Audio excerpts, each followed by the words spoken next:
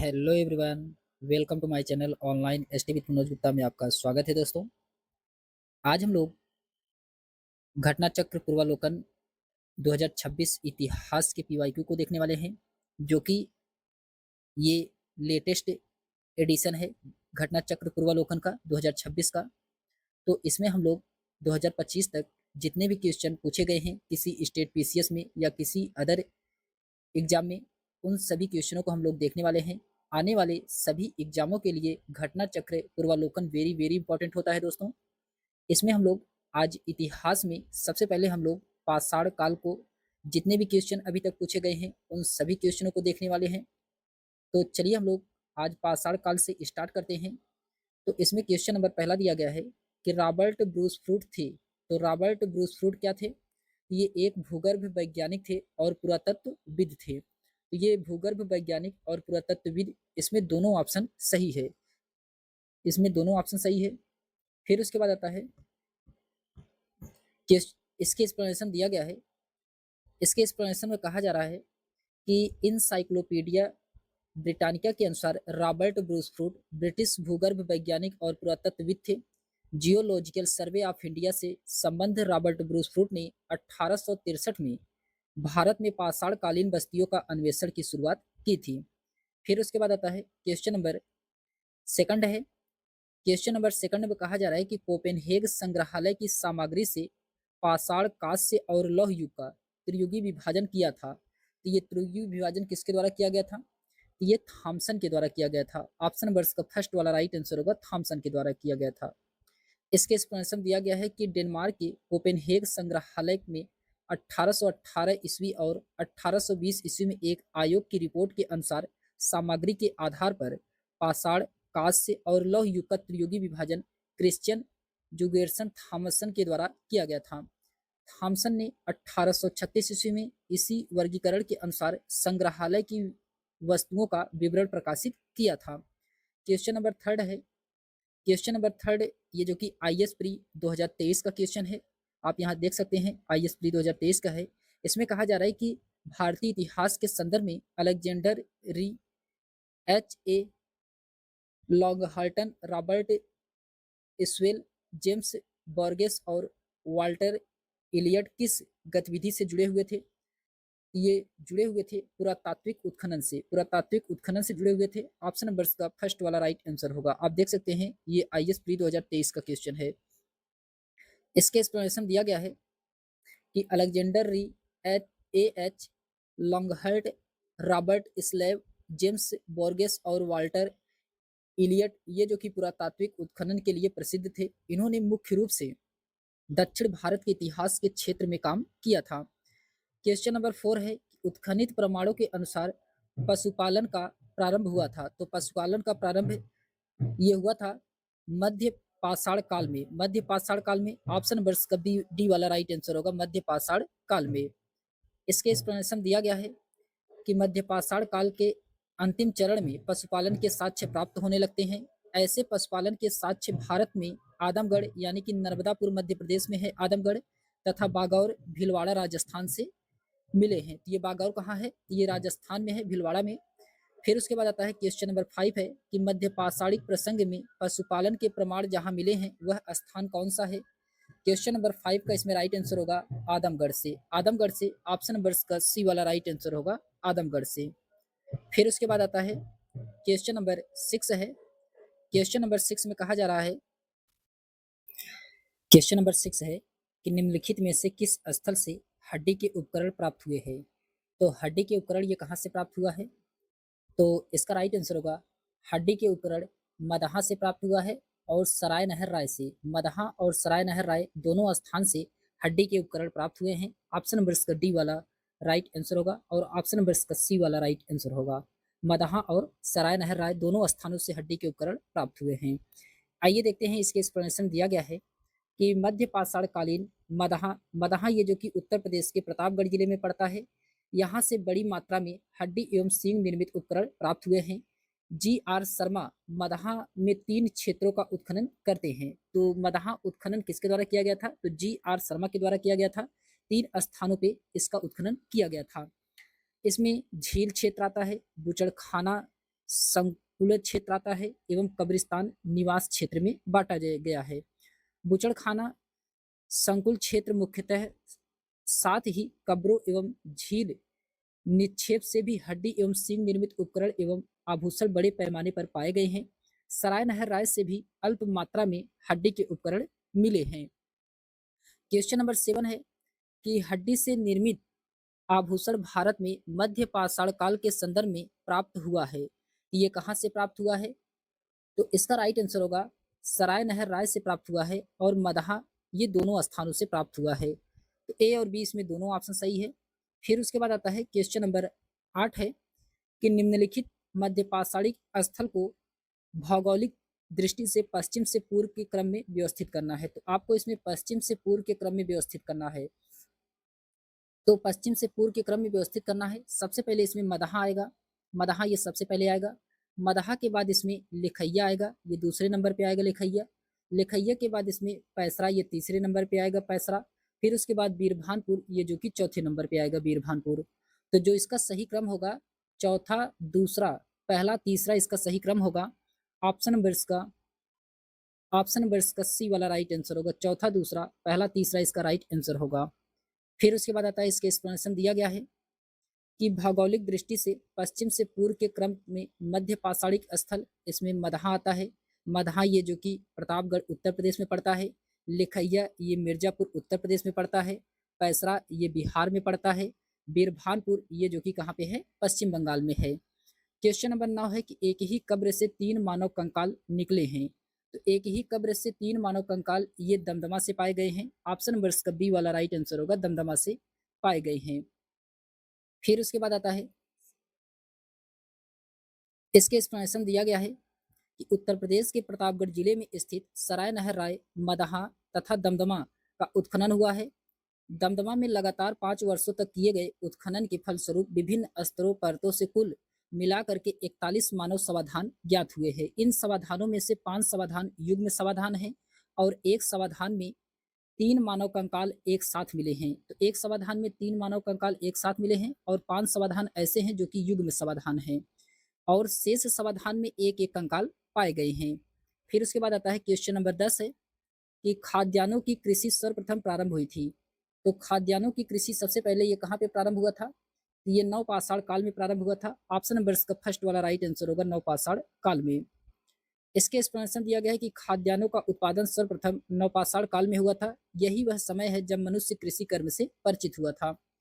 Question number 11 है कि भारत में मानव का सर्वप्रथम साक्ष्य कहाँ से मिलता है? तो भारत में मानव का सर्वप्रथम साक्ष्य ये कहाँ से मिलता है? तो ये नर्मदा घाटी से मिलता है। ऑप्शन नंबर इसका डी वाला राइट आंसर होगा, नर्मदा घाटी से। इसके एक्सप्लेनेशन दिया गया है कि भारत में मानव का सर्वप्रथम साक्ष्य नर्मदा घाटी में अवस्थित है। हथनौरा ये जो कि सीहोर मध्य प्रदेश में पड़ता है, हथनौरा नामक पूरा स्थल से प्राप्त हुआ है। इसकी खोज पुरातत्वविद अरुण सोनकिया के द्वारा 1982 में किया गया था। क्वेश्चन नंबर 12 है कि प्रथम मानव जीवाश्म भारत की किस नदी घाटी से प्राप्त हुआ है? तो प्रथम मानव जीवाश्म ये भारत के किस नदी घाटी से प्राप्त हुआ है? क्वेश्चन नंबर 12 का इसमें राइट आंसर होगा नर्मदा घाटी से। नर्मदा घाटी से ऑप्शन नंबर सी वाला राइट आंसर होगा, नर्मदा घाटी से। फिर उसके बाद क्वेश्चन नंबर 13 है कि मानव द्वारा सर्वप्रथम प्रयुक्त अनाज कौन सा था? मानव के द्वारा सर्वप्रथम प्रयुक्त अनाज कौन सा है? क्वेश्चन नंबर 13 का इसमें राइट आंसर होगा जौ। जौ ऑप्शन नंबर सी वाला राइट आंसर होगा, जौ। इसके एक्सप्लेनेशन दिया गया है कि आधुनिक मानव समाज द्वारा मुख्य रूप से 8 खाद्यान्नों का उपभोग किया गया है। इसमें जौ है, गेहूं, चावल, मक्का, बाजरा, सोरघम, राई और जई है।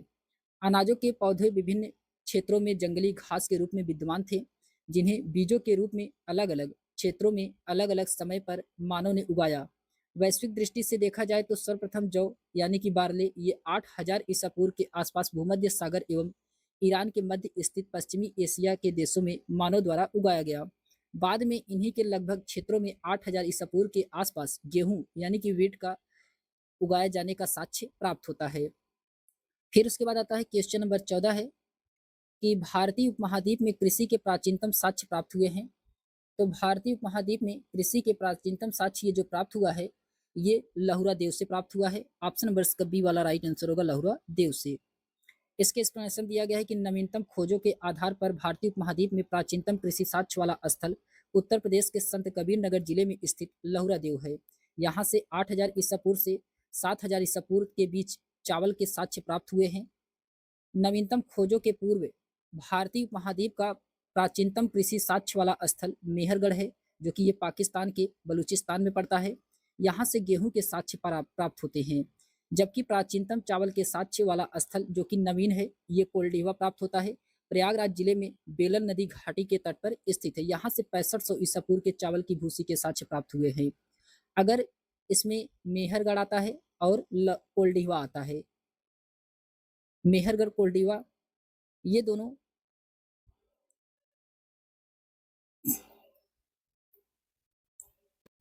इसमें मेहरगढ़, कोल्डिवा और लहुरा देव, अगर ये तीनों विकल्प में हैं तो सबसे मान्य इसमें विकल्प क्या होगा? लहुरा देव होगा, क्योंकि ये प्राचीनतम अभी तक खोजा गया साक्ष्य है, या कृषि का प्राचीनतम साक्ष्य कौन सा है? ये लहुरा देव है। अगर लहुरा देव नहीं होगा तो मेहरगढ़ इसका ऑप्शन होगा। फिर उसके बाद आता है क्वेश्चन नंबर 15 है कि भारतीय उपमहाद्वीप में कृषि के प्राचीनतम साक्ष्य प्राप्त हुए हैं। तो प्राचीनतम साक्ष्य प्राप्त हुए हैं, आप देख सकते हैं इसमें लहुरा देव नहीं है, मेहरगढ़ दिया गया है, तो यही इसका राइट आंसर होगा, मेहरगढ़। ऑप्शन नंबर इसका डी वाला राइट आंसर होगा, मेहरगढ़। फिर उसके बाद आता है क्वेश्चन नंबर 16 है कि भारतीय उपमहाद्वीप में कृषि के प्राचीनतम साक्ष्य कहाँ से प्राप्त हुए हैं? तो इसमें भी ऑप्शन नंबर इसका सी वाला राइट आंसर होगा, मेहरगढ़। ऑप्शन नंबर इसका सी वाला राइट आंसर होगा, मेहरगढ़ से। फिर उसके बाद आता है क्वेश्चन नंबर 17 है। क्वेश्चन नंबर 17 में कहा जा रहा है कि नवपाषाण युग में भारतीय उपमहाद्वीप के उत्तर पश्चिम क्षेत्रों में निम्नलिखित में से किस स्थान पर कृषि के अभ्युदय के प्रारंभिक प्रमाण प्राप्त हुए हैं? तो कृषि के अभ्युदय के प्रारंभिक प्रमाण कहाँ से पाए गए हैं? ये मेहरगढ़ से पाया गया है। ऑप्शन नंबर इसका बी वाला राइट आंसर होगा, मेहरगढ़ से पाया गया है। फिर उसके बाद आता है क्वेश्चन नंबर 18 है। क्वेश्चन नंबर 18 में कहा जा रहा है कि भारत में पशुपालन एवं कृषि के प्राचीनतम साक्ष्य प्राप्त होते हैं। तो भारत में पशुपालन और कृषि का साक्ष्य ये कहाँ से प्राप्त होता है? ये मेहरगढ़ से प्राप्त होता है, मेहरगढ़ से। ऑप्शन नंबर इसका डी वाला राइट आंसर होगा, मेहरगढ़ से। क्वेश्चन नंबर 19 है। क्वेश्चन नंबर 19 में कहा जा रहा है कि क्वेश्चन नंबर 19 है कि उत्तर प्रदेश की सांस्कृतिक विरासत के संदर्भ में निम्नलिखित में से कौन सा कथन सही है? पहले में कहा जा रहा है कि इस प्रदेश के अनेक उत्खनित पुरास्थलों से वैश्विक संदर्भ में कृषि के प्राचीनतम प्रमाण प्राप्त होते हैं, जो कि सही है। दूसरे में कहा जा रहा है कि प्राचीनतम प्राप्त कृषि अन्न इसमें जौ और धान है, जौ जो कि नहीं है, धान है। तो इसका दूसरा वाला ऑप्शन क्या है? गलत है। तो केवल इसमें पहला वाला ही सही है। ऑप्शन नंबर का फर्स्ट वाला राइट आंसर होगा, केवल पहला वाला सही है। ये 2021 का क्वेश्चन है, यूपी आरओ एंड एआरओ में प्री एग्जाम में पूछा गया था। इसके एक्सप्लेनेशन दिया गया कि उत्तर प्रदेश के अनेक उत्खनित पुरास्थलों से वैश्विक संदर्भ में कृषि के प्राचीनतम प्रमाण प्राप्त होते हैं। नवीनतम खोजों के आधार पर भारतीय उपमहाद्वीप में प्राचीनतम कृषि वाला साक्ष्य स्थल उत्तर प्रदेश के संत कबीर नगर जिले में स्थित लहुरा देव है। यहाँ से 8000 ईसा पूर्व से 7000 ईसा पूर्व तक के मध्य चावल के साक्ष्य प्राप्त हुए हैं। उत्तर प्रदेश से प्राचीनतम प्राप्त कृषि अन्न इसमें धान है, जौ क्या है? नहीं था। फिर उसके बाद आता है क्वेश्चन नंबर 20 है कि उस स्थल का नाम बताएं जहां से प्राचीनतम अस्थायी जीवन के प्रमाण प्राप्त होते हैं।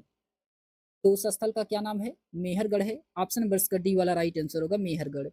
इसके एक्सप्लेनेशन दिया गया है कि प्राचीनतम अस्थायी जीवन के प्रमाण सर्वप्रथम बलूचिस्तान की कच्ची मैदान में स्थित मेहरगढ़ से मिलते हैं, जिसकी प्रमाणिक तिथि लगभग 7वीं शताब्दी ईसा पूर्व में यानी कि 7000 ईसा पूर्व है, जबकि किले गुल मोहम्मद एवं कालीबंगा की प्राचीनतम तिथि 4000 ईसा पूर्व से 3500 ईसा पूर्व माना गया है। फिर उसके बाद क्वेश्चन नंबर 21 है कि निम्नलिखित में से किन स्थानों से मध्य पाषाण काल में पशुपालन के प्रमाण प्राप्त होते हैं? ये कहाँ से पशुपालन के प्रमाण प्राप्त हुए हैं? ये बागौर से। ऑप्शन नंबर इसका सी वाला राइट आंसर होगा, बागौर से। फिर उसके बाद आता है इसके एक्सप्लेनेशन दिया गया है कि मध्य पाषाण काल के अंतिम चरण में पशुपालन के साक्ष्य प्राप्त होने लगते हैं।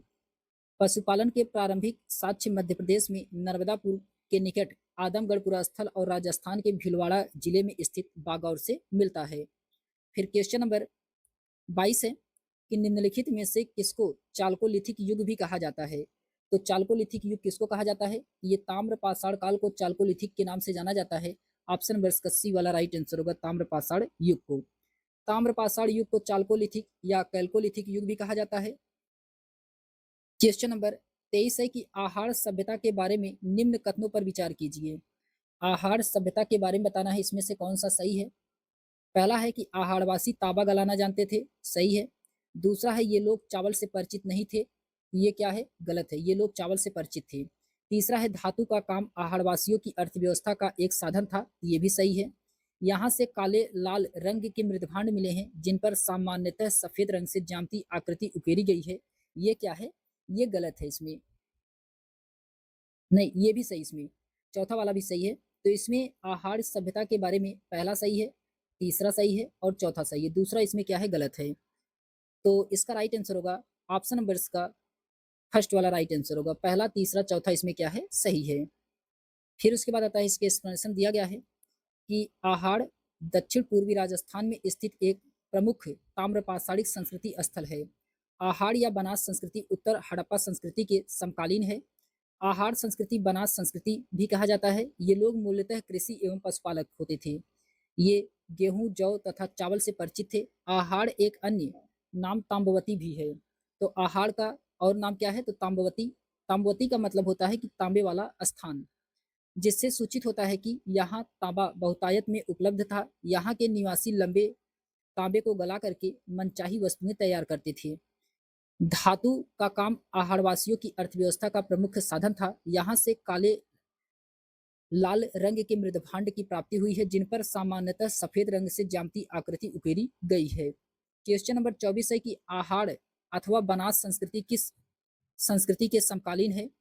तो क्वेश्चन नंबर 24 का इसमें राइट आंसर होगा हड़प्पा संस्कृति के समकालीन है।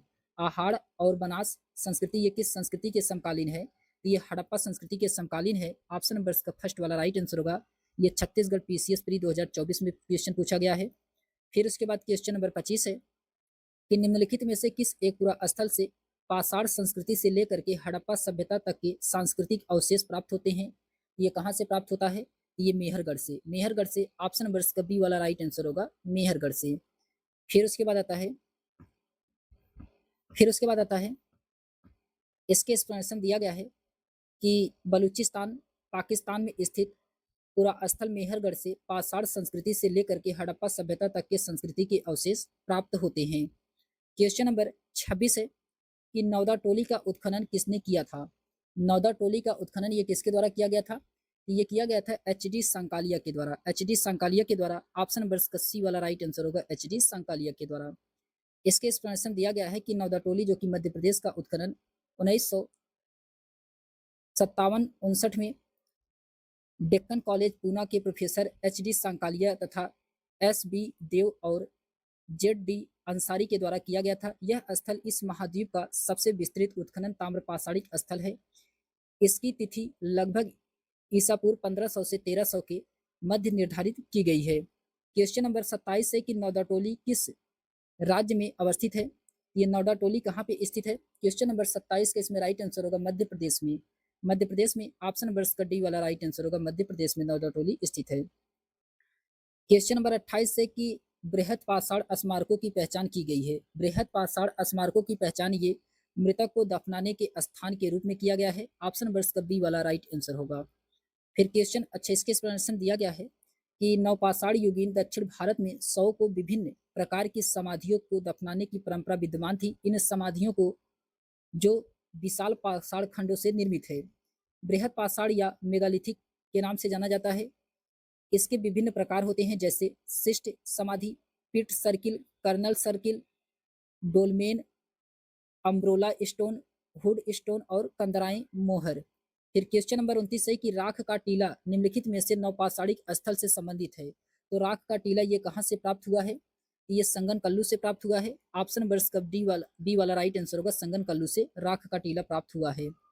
इसके एक्सप्लेनेशन दिया गया है कि कर्नाटक में मैसूर के पास बेल्लारी जनपद में स्थित संगन कल्लू नामक स्थान से नवपाषाण कालीन पुरा स्थल से राख के टीले प्राप्त होते हैं। फिर क्वेश्चन नंबर 30 है कि भीमबेटका किसके लिए प्रसिद्ध है। भीमबेटका ये किसके लिए फेमस है, ये गुफाओं के लिए फेमस है। भीमबेटका भीमबेटका किसके लिए फेमस है, तो गुफाओं के लिए फेमस है। ऑप्शन नंबर का फर्स्ट वाला राइट आंसर होगा, गुफाओं के शैल चित्रों के लिए फेमस है। भीमबेटका गुफाओं के शैल चित्रों के लिए फेमस है।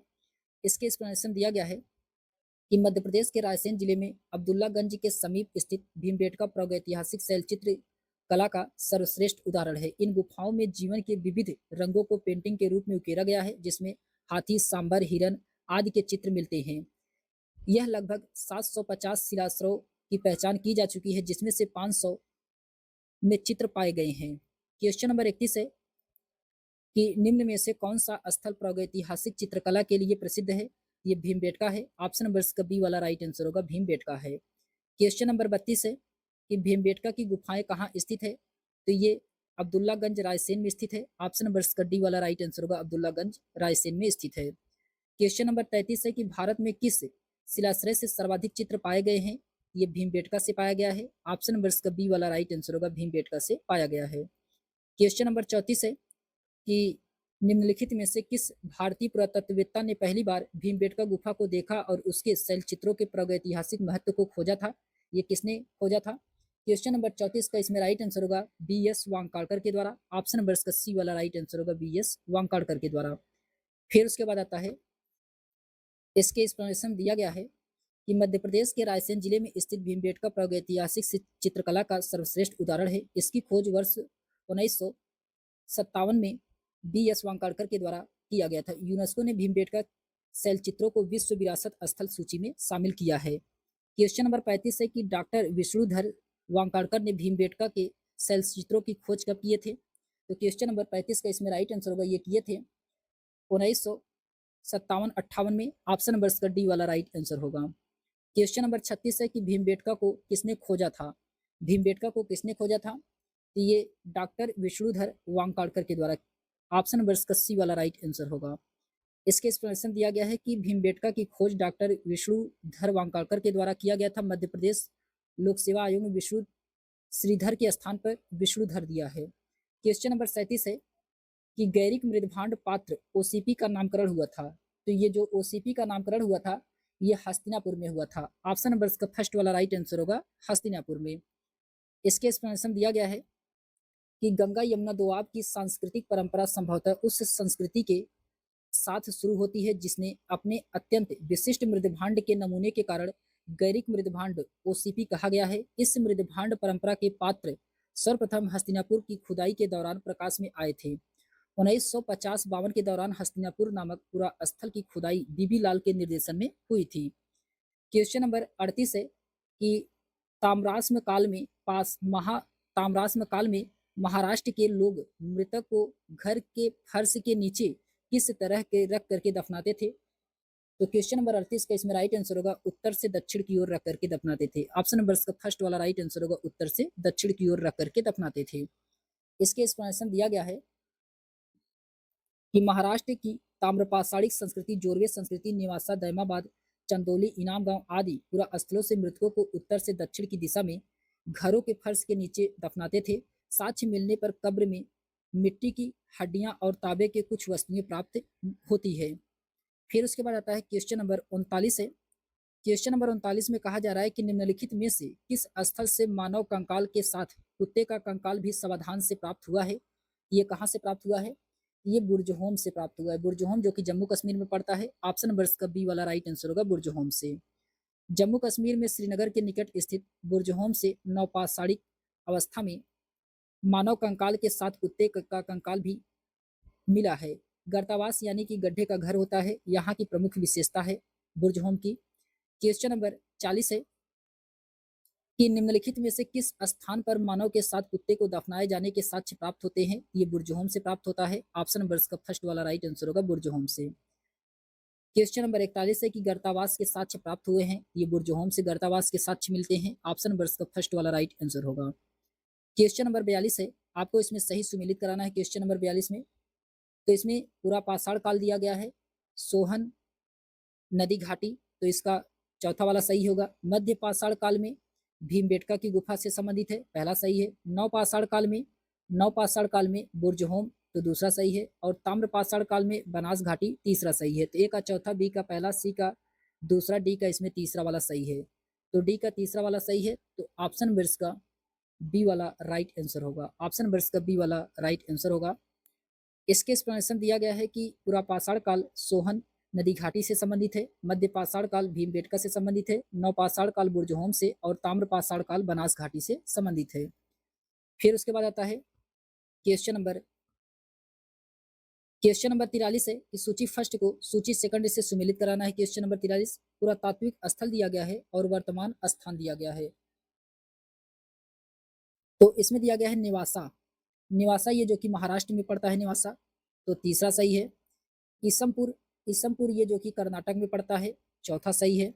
डिडवाना, डिडवाना ये जो कि राजस्थान में पड़ता है, पहला सही है। गुडियाम गुफा ये जो कि तमिलनाडु में पड़ता है, दूसरा सही है। तो ए का इसमें तीसरा है, बी का चौथा है, सी का इसमें पहला है और डी का इसमें दूसरा वाला सही है। तो डी का इसमें दूसरा वाला सही है, तो ऑप्शन नंबर इसका सी वाला राइट आंसर होगा। फिर उसके बाद आता है, इसके एक्सप्लेनेशन दिया गया है कि निवासा ये जो कि महाराष्ट्र में है, ईसमपुर ये कर्नाटक में है, डिडवाना ये राजस्थान में है, गुडियाम गुफा ये जो कि तमिलनाडु में स्थित है। क्वेश्चन नंबर 44 है कि निम्न युग्मों पर विचार कीजिए। आपको इसमें बताना है कौन सा सही सुमेलित युग्म है, कौन सा युग्म है जो कि सही सुमेलित है। तो इसमें बुर्जहोम जो कि ये कहाँ पे है, जम्मू कश्मीर पड़ता है। शैलकृत देव मंदिर ये जो कि क्या है, गलत है। चंद्रकेतुगढ़ ये टेराकोटा कला ये सही है। गणेश्वर ताम्र कलाकृतियां हैं, ये भी सही है। तो दूसरा और तीसरा इसमें क्या है, सही है। तो ऑप्शन नंबर इसका डी वाला राइट आंसर होगा, दूसरा तीसरा सही है। ये जो कि IAS प्री 2021 का क्वेश्चन है।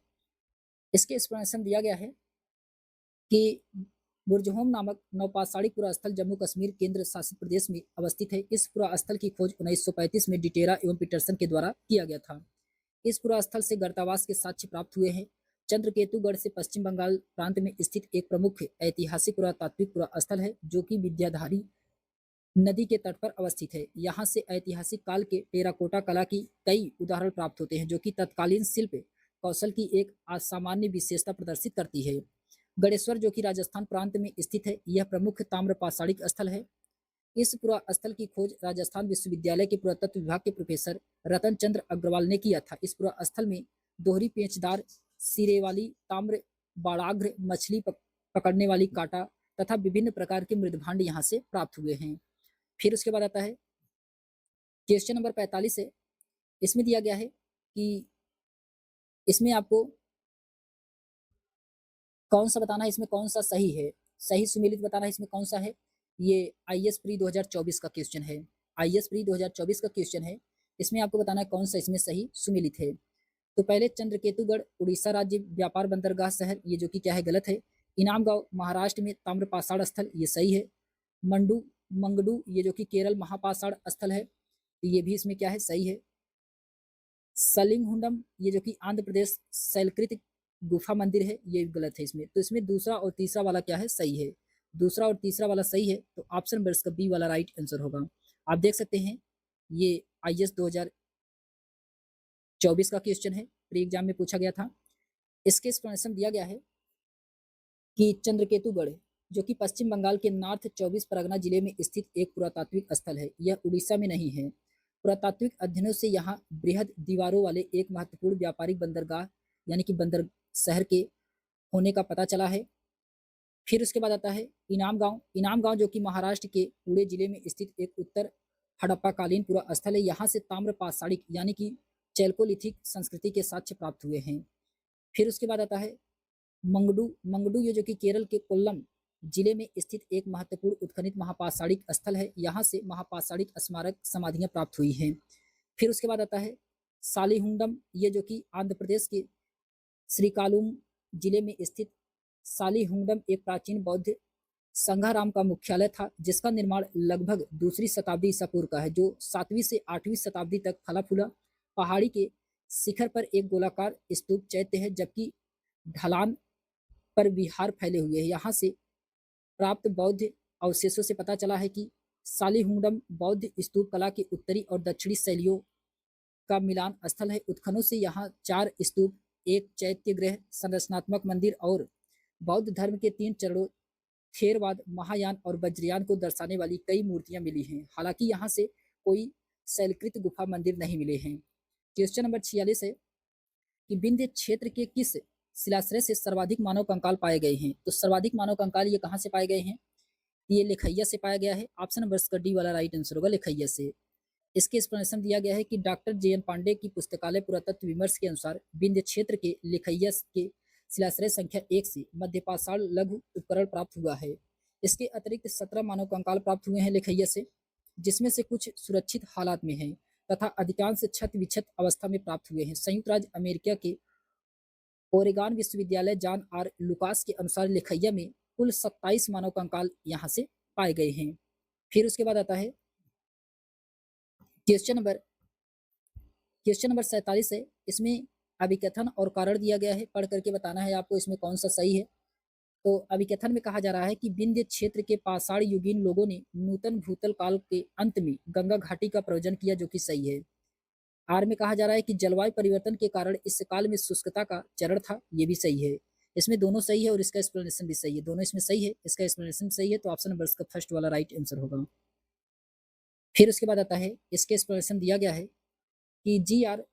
शर्मा ने सराय नहर राय की खुदाई के बाद यह अवधारणा दी कि नूतन भूतल काल में अंत में सूखे के कारण विंध्य क्षेत्र में भोजन की कमी के कारण लोगों ने गंगा घाटी क्षेत्र में प्रवास किया। क्वेश्चन नंबर 48, भारतीय पुरातत्व सर्वेक्षण निम्नलिखित विभागों मंत्रालयों में से किसका संलग्न कार्यालय है? ये किसका है? क्वेश्चन नंबर 48 का इसमें राइट आंसर होगा संस्कृति का है। ऑप्शन नंबर इसका फर्स्ट वाला राइट आंसर होगा संस्कृति का है। भारतीय पुरातत्व सर्वेक्षण भारत सरकार के संस्कृति मंत्रालय के अधीन आता है। क्वेश्चन नंबर 49 है कि भारतीय पुरातत्व का जनक किसे कहा जाता है? भारतीय पुरातत्व का जनक किसे कहा जाता है? कि ये अलेक्जेंडर कनिंघम को कहा जाता है। ऑप्शन नंबर इसका फर्स्ट वाला राइट आंसर होगा अलेक्जेंडर कनिंघम को। इसके एक्सप्लेनेशन दिया गया कि अलेक्जेंडर कनिंघम जो कि ये 1814 से 1893 ईस्वी तक थे, ये एक ब्रिटिश सेना अधिकारी के रूप में बंगाल इंजीनियर ग्रुप के साथ काम करने के लिए तैनात किया गया था। इन्होंने ही भारतीय पुरातत्व का जनक के रूप में जाना जाता है। क्वेश्चन नंबर 50 है कि राष्ट्रीय मानव संग्रहालय कहाँ पर है? राष्ट्रीय मानव संग्रहालय ये कहाँ पे है? ये भोपाल में है। ऑप्शन नंबर इसका सी वाला राइट आंसर होगा, भोपाल में है। फिर उसके बाद आता है, इसके एक्सप्लेनेशन दिया गया है कि राष्ट्रीय मानव संग्रहालय जिसका नाम बदल करके इंदिरा गांधी राष्ट्रीय मानव संग्रहालय कर दिया गया है, ये भोपाल मध्य प्रदेश में स्थित है। यह भारत सरकार के संस्कृति मंत्रालय के अंतर्गत स्वास्थायी संगठन है। फिर उसके बाद आता है क्वेश्चन नंबर 51 है कि मानव सभ्यता के विकास की कहानी दर्शाने वाला देशों का सबसे बड़ा संग्रहालय इंदिरा गांधी मानव संग्रहालय कहाँ स्थित है? ये कहाँ पे है? ये भोपाल में मध्य प्रदेश में है, भोपाल मध्य प्रदेश। ऑप्शन नंबर इसका फर्स्ट वाला राइट आंसर होगा भोपाल मध्य प्रदेश। फिर उसके बाद हम लोग नेक्स्ट चैप्टर को नेक्स्ट वीडियो में देखेंगे, सैंधव सभ्यता एवं संस्कृति। इसमें हम लोग केवल पीवाईक्यू को ही देखेंगे, इसके थियोरी को हम लोग नहीं देखेंगे, केवल इसमें पीवाईक्यू को ही देखेंगे। नेक्स्ट चैप्टर में हम लोग इसको सैंधव सभ्यता और संस्कृति को देखेंगे। तो अगर आपको ये वीडियो पसंद आई हो तो चैनल को लाइक शेयर सब्सक्राइब अवश्य करिएगा दोस्तों, ताकि आपको वीडियो मिलती रहे। तो चलिए हम लोग मिलते हैं एक नेक्स्ट वीडियो में, तब तक के लिए सभी दोस्तों को बहुत बहुत धन्यवाद।